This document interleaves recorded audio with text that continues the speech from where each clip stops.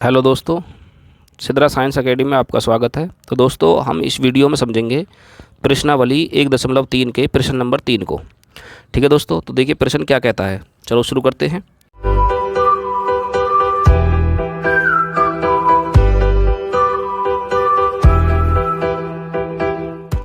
सिद्ध कीजिए कि निम्नलिखित संख्याएं अपरिमेय हैं। ठीक है, इसमें हमें 3 ऑप्शन दे रखे हैं, तो तीनों ऑप्शन को हमें इसमें सिद्ध करके बताना है। तीनों ही हमें अपरिमेय सिद्ध करनी है इसमें।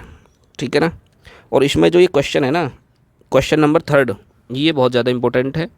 ये वाला क्वेश्चन बहुत ज़्यादा इंपॉर्टेंट है। ये बोर्ड एग्जाम में आपका 4 नंबर का पूछा जाता है। ठीक है, तो इसको ध्यान से समझना।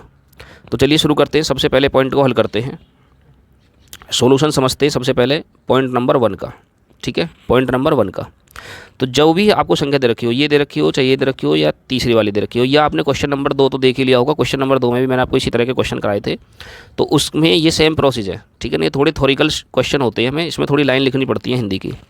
तो देखिए कैसे हल करेंगे इस क्वेश्चन को। तो सबसे पहले जो भी संख्या आपको दे रखी है उस संख्या को हम क्या मान लेंगे, अब उल्टा मान लेते हैं। परिमेय दे रखी है तो अपरिमेय मानेंगे हम इसको। ठीक है, तो लेकिन यहाँ परिमेय है, अपरिमेय संख्या सिद्ध करवा रहा है तो हम इसको परिमेय मानेंगे। तो लिखेंगे माना 1/√2 एक कैसी है, परिमेय संख्या है। एक परिमेय संख्या है। ठीक है, परिमेय संख्या है। जब इसको हम परिमेय मान लेंगे तो फिर हम इसको क्या करना है, अच्छा परिमेय संख्या है तो इसको थोड़ा सा हल करना है दोस्तों। इसको हल करेंगे हम। ठीक है, 1/2 को। तो 1/2 को हम क्या करेंगे, पहले हर का परिमेयकरण करेंगे। हर का परिमेयकरण, हर का परिमेयकरण करने पर, अच्छा हर का परिमेयकरण क्या होता है और क्यों करते हैं, ये चीज़ें भी दोनों को बताऊंगा। हर का परिमेयकरण करने पर, ठीक है, हर का परिमेयकरण करने पर। तो सबसे पहले ये समझो कि हर का परिमेयकरण करते क्यों है। देखिए, जब हमारी कोई संख्या नीचे अंडर में होती है, बट्टे में, हर में, तो हम उसको हटाना पड़ता है। हमें उसे हटाने के लिए हम हर का परिमेयकरण करते हैं। ठीक है, तो हर का परिमेयकरण होता कैसे, ये भी चीज़ समझ लो। तो हर का परिमेयकरण ये होता है कि जो नीचे हर में संख्या दे रखी है ना, उसी की हम अंश और हर में गुणा करते हैं। ठीक है, तो देखिए कैसे गुणा करेंगे। जब हर का परिमेयकरण करेंगे दोस्तों तो ये हो जाएगा 1/√2 तो है ही है, तो इसके ऊपर भी अंडर रूट 2 से और नीचे भी अंडर रूट 2 से गुणा कर देते हैं। ऊपर भी अंडर रूट 2 से और नीचे भी अंडर रूट 2 से हम गुणा कर देते हैं। तो जब अंडर रूट 2 की गुणा 1 में करेंगे तो हो जाएगा अंडर रूट 2 बटे, और अंडर रूट 2 की अंडर रूट 2 में गुणा करेंगे तो हो जाएगा अंडर रूट 4। क्या हो जाएगा, अंडर रूट 4। और अंडर रूट 4 का हम जब वर्गमूल निकालेंगे तो 4 का वर्गमूल हम निकालेंगे तो कैसे निकालेंगे, देखिए 2 से कट जाएगी संख्या 2 बार, और फिर 2 से कट जाएगी संख्या 1 बार, और इसमें हम जोड़ा बना लेते हैं। तो जोड़ा बना सिर्फ 1। तो कहने का मतलब ये हुआ कि ये जो अंडर रूट 2 है, ये 4 है, तो ये 2 का वर्गमूल है। हम इसकी जगह पे 2 लिख सकते हैं। ठीक है, बात समझ में आई यहाँ तक। ठीक है ना दोस्तों। तो चलिए आगे समझते हैं। अब हम यहाँ, अब हमें ये करना है, तो हमने इसको क्या मान रखा है, परिमेय संख्या मान रखा है। जब परिमेय संख्या मान रखा है तो हम इसकी जगह पे क्या लिख सकते हैं, P/Q लिख सकते हैं। ठीक है, P/Q। तो जब हम इस Q का गुणा करेंगे तो P के साथ गुणा होगी, इसकी तिरछी गुणा करते हैं हम ऐसी स्थिति में। तो ये हो जाएगा दोस्तों यहाँ अंडर रूट 2 बराबर ये हो जाएगा 2P/Q, 2P/Q। और हम यहाँ जब हमारे साइड में ना इधर परिमेय संख्या जाती है, कोई भी अंडर रूट वाली संख्या आ जाएगी अपरिमेय, तो हम उसको वहीं पे छोड़ देंगे। ये सवाल हमारा इतना ही हल करना होता है। उसके बाद हमें ये लाइन लिखनी पड़ती है जो थ्योरिकल लाइन होती है। ठीक है, तो थ्योरिकल लाइन में देखो क्या लिखेंगे हम। थ्योरिकल लाइन में हमें ये लिखना है, चूँकि 2P और Q, ठीक है, तो P, Q और 2 क्या है, पूर्णांक संख्या है, और 2 एक पूर्णांक संख्याएं हैं, पूर्णांक संख्याएं हैं। ठीक है, चलिए पूर्णांक संख्याएं हैं तो ये क्या होगा, पूर्णांक संख्याएं हैं।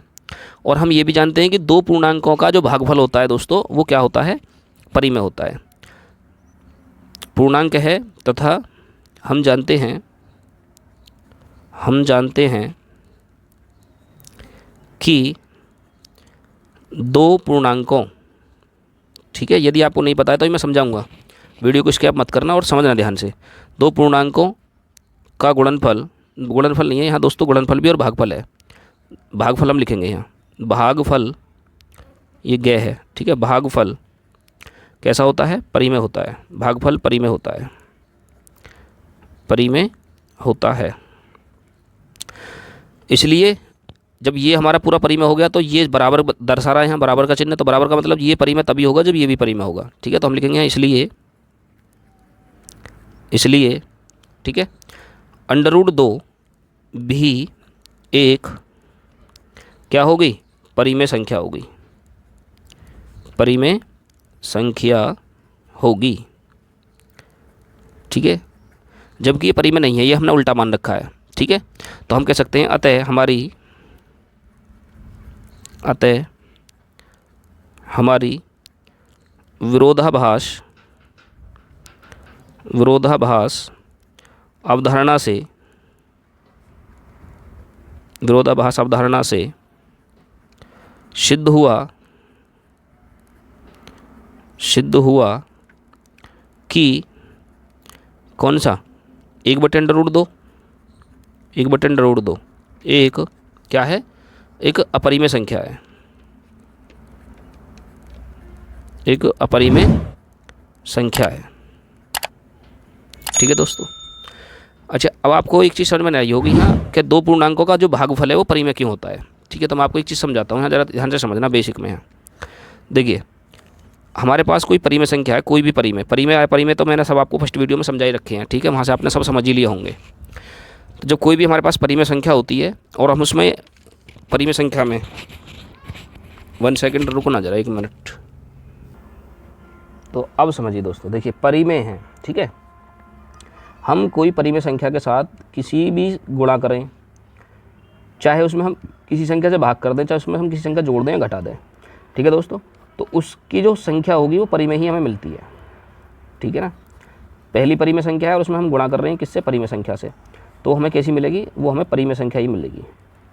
ठीक है, तो यहाँ देखो, ये 2 परिमेय हैं और पी भी परिमेय है, पूर्णांक के दोनों, तो हम इसका जो गुणनफल करेंगे, गुणा करेंगे तो परिमेय मिलेगी, भाग करेंगे तब भी परिमेय मिलेगी। तो यहाँ ये चीज़ लिखी गई है, देखिए यहाँ पर देखिए, पी, क्यू और 2 एक पूर्णांक संख्याएं हैं। ठीक है, तथा हम जानते हैं कि 2 पूर्णांकों का भागफल परिमेय होता है। अगर गुणनफल की बात होती है तो गुणनफल भी 2 परिमेय होता है, भागफल भी परिमेय होता है, अंतर भी और योगफल भी, सभी हमारे क्या हैं, परिमेय प्राप्त होंगे। तो इसलिए हमारी विरोधाभास अवधारणा से सिद्ध होता है कि जो संख्या है 1/√2 वो कैसी है, एक अपरिमेय संख्या है। ठीक है, अपरिमेय संख्या है। तो मुझे उम्मीद है कि क्वेश्चन का सोल्यूशन आपको अच्छी तरह से समझ में आ गया होगा। तो यदि फिर भी कोई डाउट रहा हो तो वीडियो को दोबारा देखना। ठीक है, और रोक करके इसको नोट कर लेना। तो आगे समझते हैं दोस्तों, आगे समझते हैं हम पॉइंट नंबर 2 को। ठीक है, तो देखिए पॉइंट नंबर 2 में जो क्वेश्चन है हमारे पास वो क्या है, पॉइंट नंबर 2 में दे रखा है, सिद्ध कीजिए कि 7√5 क्या है, एक अपरिमेय संख्या है। ठीक है, तो जैसे हमने फर्स्ट पॉइंट को करा था बिल्कुल उसी तरह से हम करेंगे। तो लिखेंगे माना 7√5 एक क्या है, एक परिमेय संख्या है, एक परिमेय संख्या है, एक परिमेय संख्या है। और जब इसको हम परिमेय मान लेंगे तो 7√5 बराबर हो जाएगा किसके, P/Q के दोस्तों। अब हमें क्या करना है, इसका 7 का पक्षांतर कर देंगे। देखो 7 गुणा में तो इधर आगे भाग में हो जाएगा, तो हो जाएगा √5 बराबर P/Q। ठीक है, और ये बटे में आ जाएगा 7, किसमें, बटे में 7। हम क्या करेंगे, इसके नीचे 1 मानेंगे और 1 नीचे मान के ये तो संख्या ऊपर और ये संख्या इधर आ जाएगी। तो हो जाएगा हमारा यहाँ 5 बराबर P/1, क्योंकि P की गुणा 1 में हो जाएगी यहाँ, और Q की गुणा 7 में हो जाएगी, तो बट्टे ये हो जाएगा Q गुणा 7। तो इधर आ जाएगा हमारा √5 बराबर P की गुणा 1 में करेंगे P बट्टे 7 की गुणा Q में करेंगे तो हो जाएगा 7Q, ये हो जाएगा 7Q। ठीक है, और हमें इसको यहीं पर छोड़ देना है, इतना ही करके। अब हमें क्या लिखना है, अब हमें ये लिखना है कि यहाँ PQ और 7 पूर्णांक है, पूर्णांक हैं, जबकि हम जानते हैं पूर्णांक हैं, तथा हम जानते हैं कि 2 पूर्णांकों का भागफल, 2 पूर्णांकों का क्या भागफल क्या होता है, भागफल परिमेय होता है, परिमेय होता है, परिमेय होता है। इसलिए आप कह सकते हो परिमेय होता है। अतः P/7Q एक क्या हो जाएगी, परिमेय संख्या होगी, परिमेय संख्या है। ठीक है, परिमेय संख्या है। इसलिए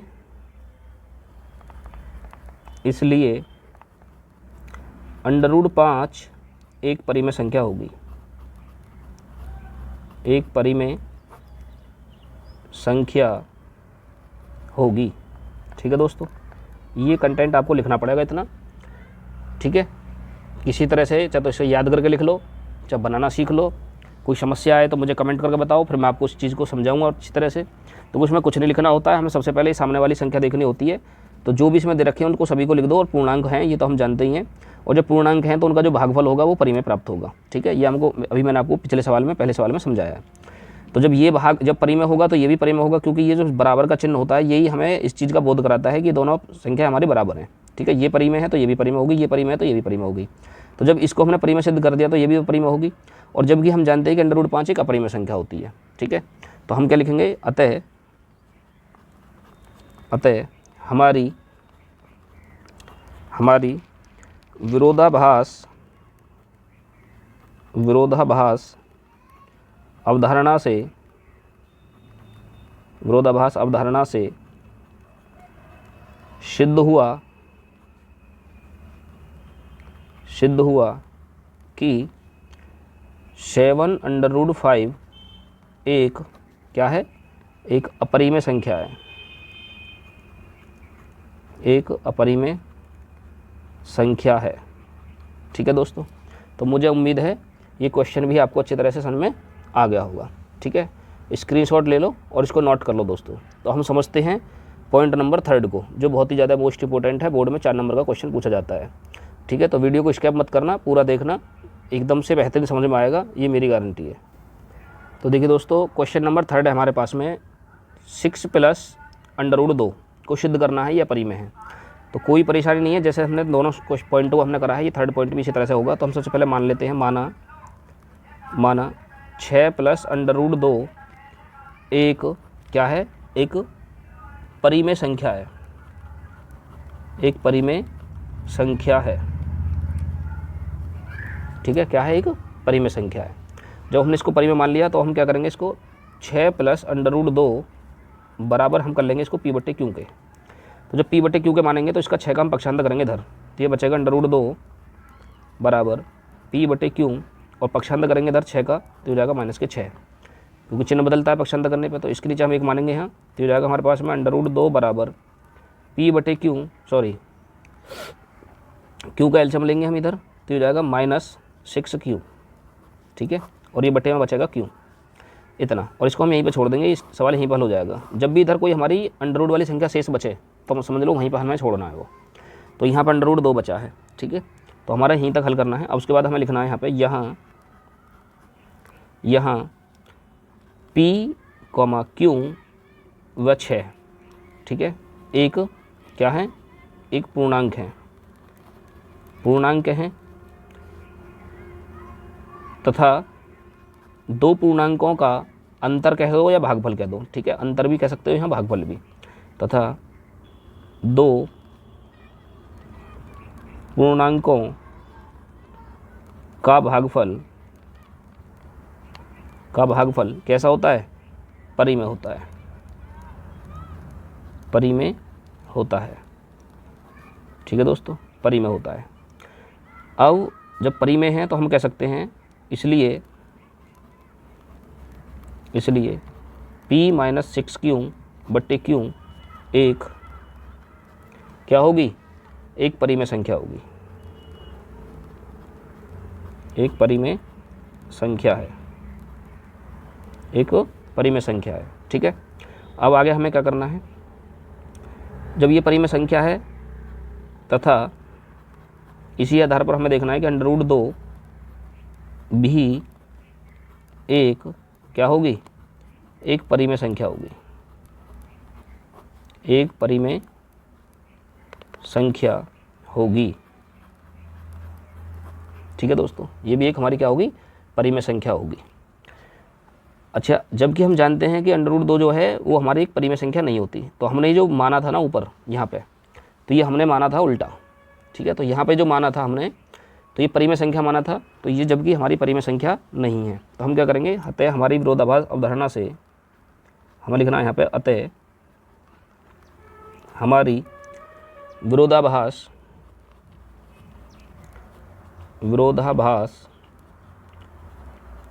अवधारणा से सिद्ध हुआ